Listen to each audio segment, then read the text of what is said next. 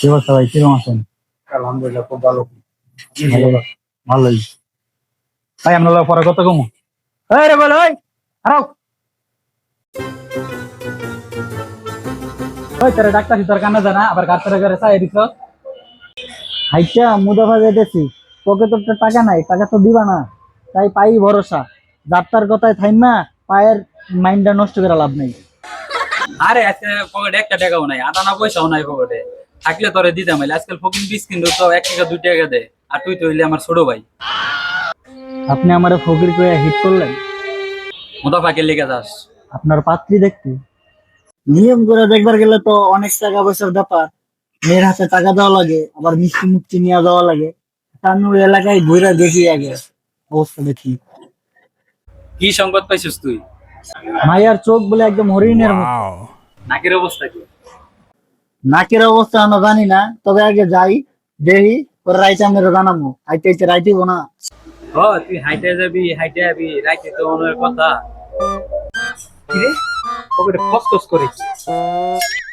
তেলে চুরা নাকি? কি জানি, কাগজ মনে হইতেছে। কাগজ?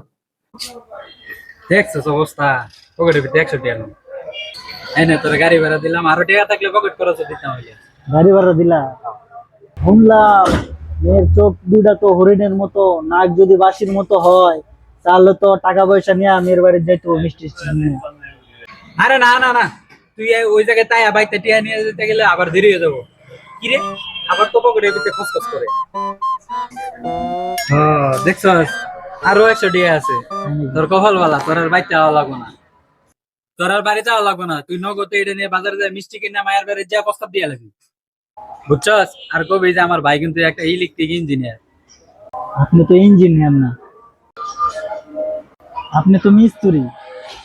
আচ্ছা, কবি যে তাহলে হেড মিস্ত্রি যা। আচ্ছা দেই রোজ কি পায়। কিরে টাকা তুই গোয়েন্ডে ঢুকাইতেছিস কেমন? তুই বাইক করতে তো মায়ের অন্য জায়গায় বিয়ে হয়ে যাবো কা। মিয়া ভাই, মাইয়ার বিয়ে তো আরেক জায়গায় হইব। মিয়া ভাই, আমি তো আপনার শাস্ত্রী দেখবার যাইতেছি না, শাস্ত্রী দেখবার নাম গিয়ে আপনি 200 টাকা খসাই।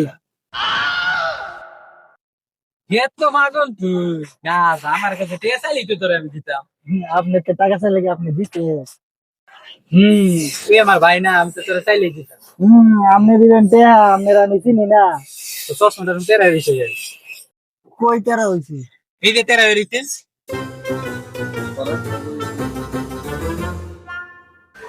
মায়া যাহার নাম কইরা একটা 200 টাকা খসাইলাম, হ্যাঁ আমার 500 টাকা আমার চশমা নিল গা। এর লাগে আর মাইয়াও দেখতাম না, এর কোনোদিন আর বিয়ে হইতো না।